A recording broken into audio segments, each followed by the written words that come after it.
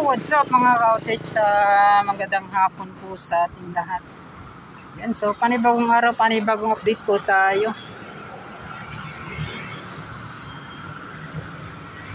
So, andito pala tayo sa May Times Beach, Ecolan at yung rotonda po dito. So syempre yung update naman natin yung ginagawang Davao River Bridge, o itong tinatawag nilang Bukana Bridge. So bagong lahat, mega shoutout pala mga ka-outage, mga solid supporters natin, solid viewers, solid subscribers, mega shoutout. Yan mga ka-outage. At yan, i-shoutout ko pala si Dongs Igasan, yung Igasan family at yung Idiles family mga ka-outage, mega shoutout. Yan, lagi po yung nanonood ng ating pagbablog sa ating pag-update dito sa infrastructure project itong Davao Coastal Road. So mga ka-outage, punta na po tayo doon sa unahan.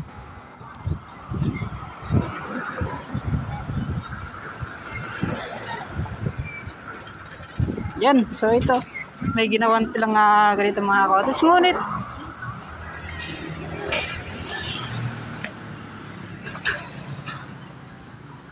so need siguro doon mga ka-outage, no, yung maikuha na siya, yung parang kural para mas wala talagang makakapasok na mga sasakyan yan doon, para ito po ay isang bike lane talaga at sidewalk itong area na to.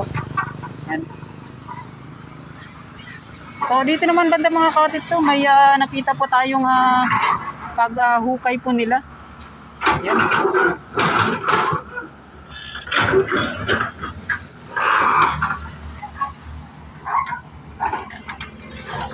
Kasi ito pala mga ka-outage, so yung plano. Yan. Nirep-rapan pala nila yung gilid dito.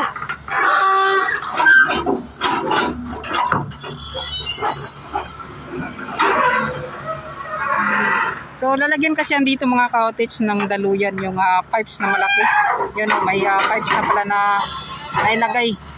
Tapos idudugtong po yan hanggang dito.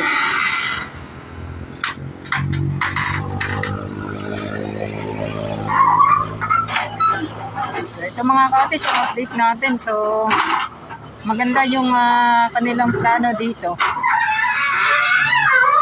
So parang yung daluyan doon, so magkukonekta dito. Yan mga ka-outage.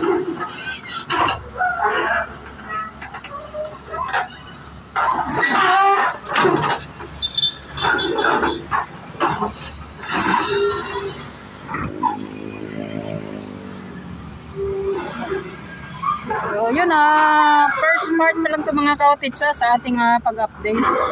Yun nga po, i-update naman natin doon sa dulo.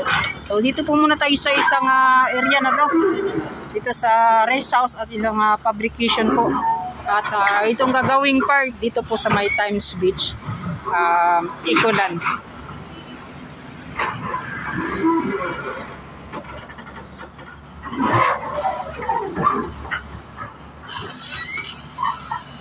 Yan. So yung tubig po mga ka-outage, dumadaloy na po doon.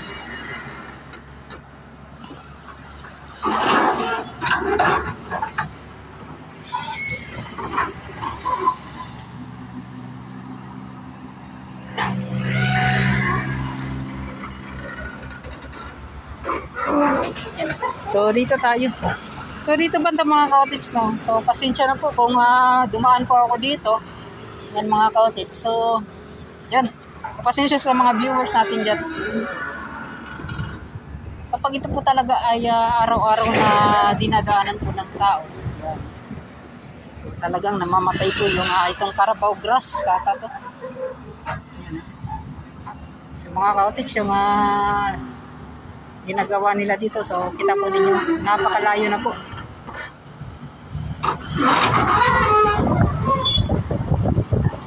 So try natin dyan pasokin mga ka-outage kung pwede ba tayo makapag-update. So yun nga po ay sinirado na kasi, nilagyan nila ng ganito.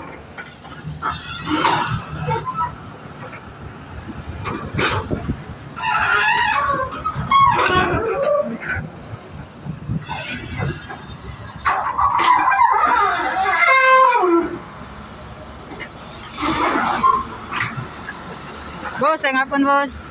Nag-update pa, kara. Salamat ya. Masay buhaton ninyo diri, boss? Pipes kaning dako.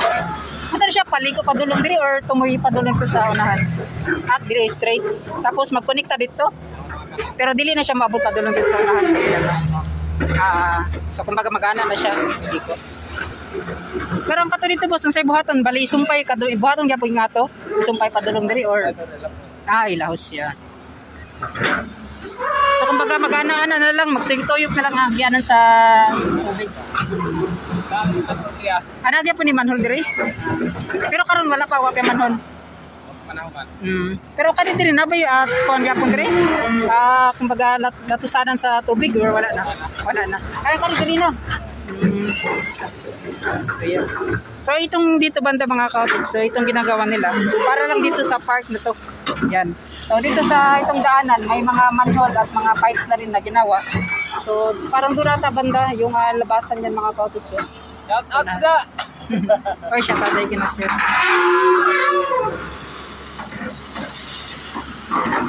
Park di sir no? Park. So mga pila ka years kaya no ang tagalan nga pagumahuman nga mga 1 year. Pero nakaplano na gid siya ang kaning kwan.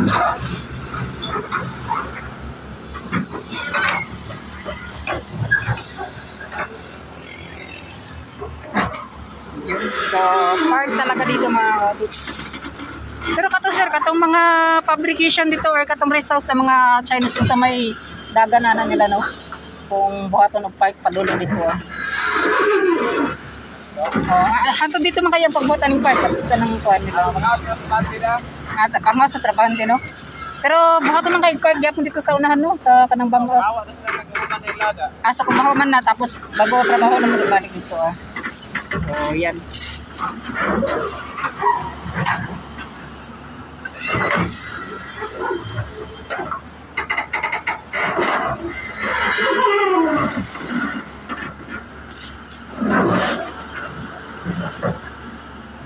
Under ka sa UBI sir?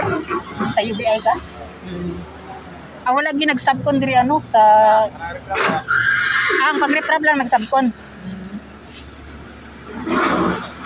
Kana sir tinuod ba nga hantod ni sa may Davao River ang kaning sumpay aning gibuhat or kanang gibuhat nga murag drainage? Sa Davao River tumoy ana or asa ra dapit? Kana ano?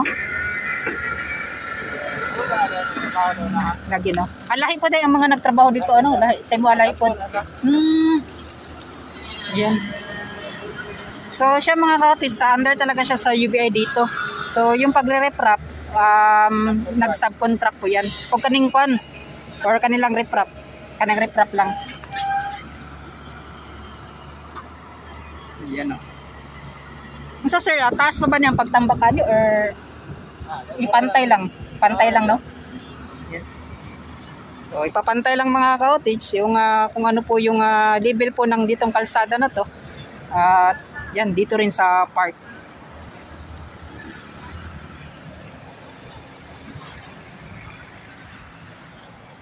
Yan, so ito mga cottage, yan ilalagay po yan nila dito.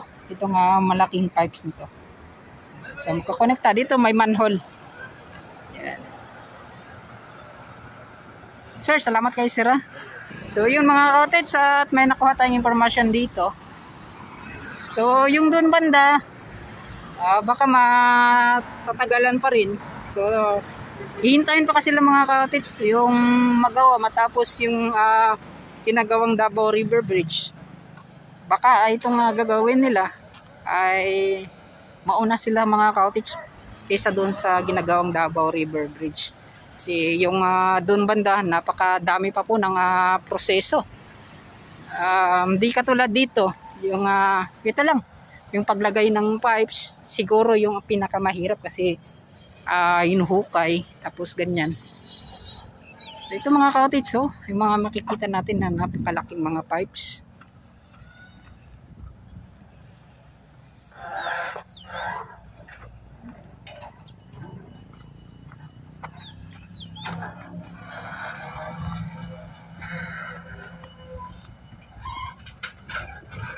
So ganito mga cottage, no, sa ganitong kalawak na mga kalupaan mga cottage. Siguro ang daming pwedeng magagawa nito, yung mga event, yung mga tawag niyan, kung may mga yung mga paligsahan mga cottage. Yan, no. So marami pa.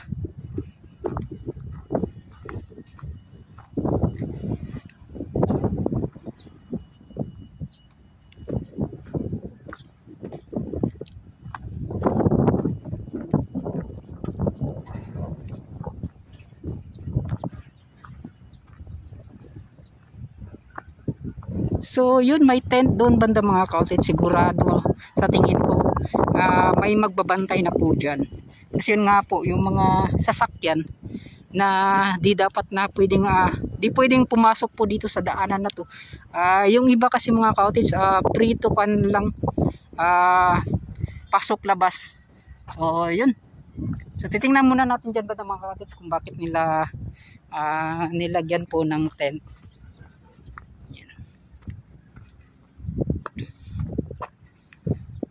Kasi dito banda mga cottage, yung pwede lang talaga makapasok dapat yung nagtatrabaho dito sa Davao Coastal Road. At itong mga Chinese, yan, dito banda.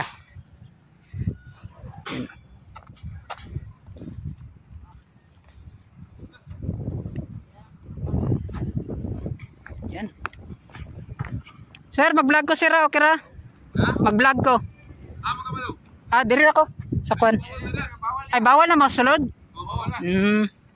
So ay naday na kondri sir no? Dire pwede pag ay bitaw no? Dire na sa area. Matuyok na lang ko dito, pwede dito sa Kaparida na lang ko kay balag dito lang sa kilid-kilid. Lagi. Sakay dito lang sa Kaparida ba? Dire sa kilid sa kilid rin man ko mukan dito sa taas. Dili. Dito ko sa kwan ko sa Talisay. Sa sir mo niyang dahilan sir nga nang gibutangan ninyo tent kay bantayanan na gyud. Lagi no. So kakagahapon gyud ang kwan katong naitabo. Effective mo karon ng kwan. Pero ang kwan ang naitabo kagahapon. Ang kwan gyud. Lamo ang mga kontraktor bitaw po no. Oo. So, imbis dapat nga free na unta tapos di bawa pa free ra gyapon ni ka humana dia. Lagi no. So karon sa kwan lang gyud. Kwan sa mga tao ron kanang kailangan lang gyud kwan sa disgrasya. Trabaho mo sila. Lagi. Dahil mga crane man napasa kasada. So daghan na gyud yung mga kwan gyud dito no, mga equipments na ilang ginakwan dito. Oo, daghan na yung mga kwan. Tama ra po din yung gibuhat sir, at least para layo po sa disgrasya mo. So kada adlaw na gyud na nay magabantay diri Ngana. Kamoy naga-set up diri sir. Pwede dito, open dito sa kaya ang kuan man gyud ang tuyo gyud mo ang kanang Davao River na lang gyud bang paano na mo ang i-update gud. Itaw pod no. So kato sir, salamat kayo sa update sir. Shout out sa inyo ha. Ito marami din ang sagot ba. So yung mga cottage yung update natin ngayon, so talagang pinapatupad.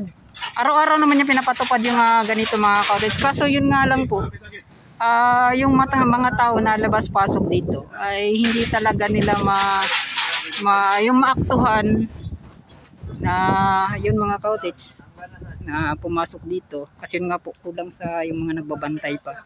So ngayon effective today na magkuhan talaga po sila ng magbabantay po dito sa areang to.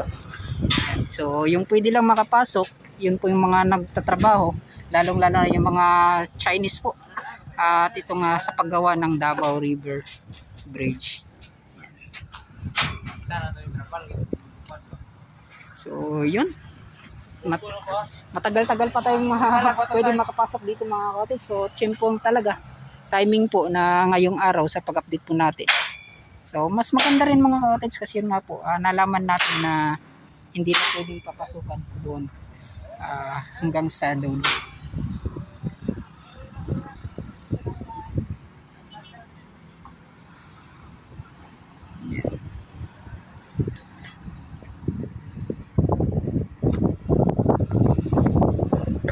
mga ka-cottage. At maganda kapag ganito mga ka-cottage para hindi po yung magaya ng iba.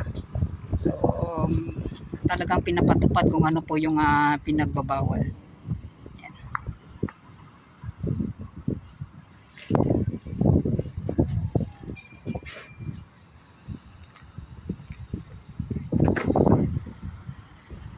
So yun, sa tingin ko parang vlogger din ata yun or kumukuha ng update dito sa ginagawang Davao Coastal Road. Yan.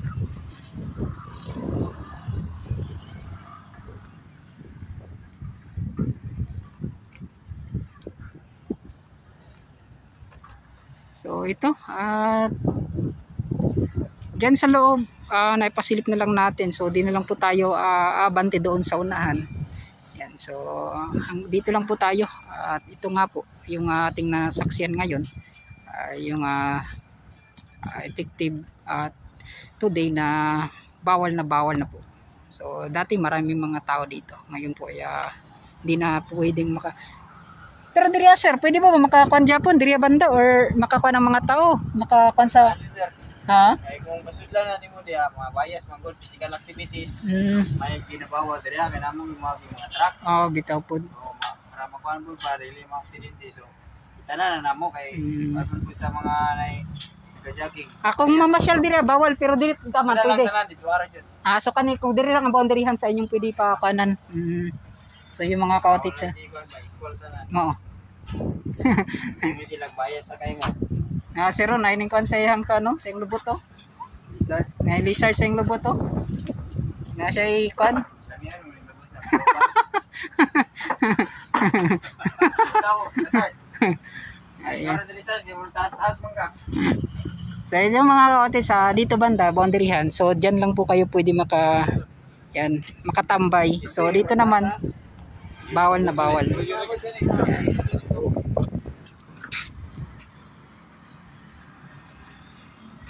Magbantay diri sir, auxiliary or mga pulis gyapon. Mga pulis ang magbantay diri. Ay kamo na yung magbantay. Naaya mo na yung mga pulis diri. Bitaw no. Dapat jud na nga na mga pulis patrol no ning ana ba. Kay para dali gid mapasulod. So sila pala yung magbabantay. Kana lahi po ng dira. Sar na hila riyan. Yan sila. Ang among gilikayan mo diya ka diya lang ilang musudlad. Bitaw no. Dito lang tayo bitaw, open na dito. So, mga trabahante ra gyud ang pwede makasulod diri. Oh, trabahante. So, ato balik sir, salamat kaayo. Wala may ka-shoutout sir sa akong YouTube channel. Wala. So, amping mo permente sir. Yan, shoutout sa pamilya. Unsa nga kan sir, apelyido? Gutierrez family. Asa dapit po sir? Sa Kawayan Drive. So, dira sa may Matina mga ka-audience. Ayan no. Yan, shoutout. So, sa under gid mo sa cancer sa city. Yan, city government. Para sa inyo sir, ano si pangalan sa inyohang position ninyo ba? Coastal monitoring. Coastal monitoring. Nagya pud nga na no? Kamo na gid ang na tasan gid diri. Nagya pud nga na no, pero di man gid nato makuan no kay siyempre lawak mo kay ning coastal road good. Di mo maaktuhan nga naamo diri ba? So, coastal road monitoring ni sila mga ka-audience.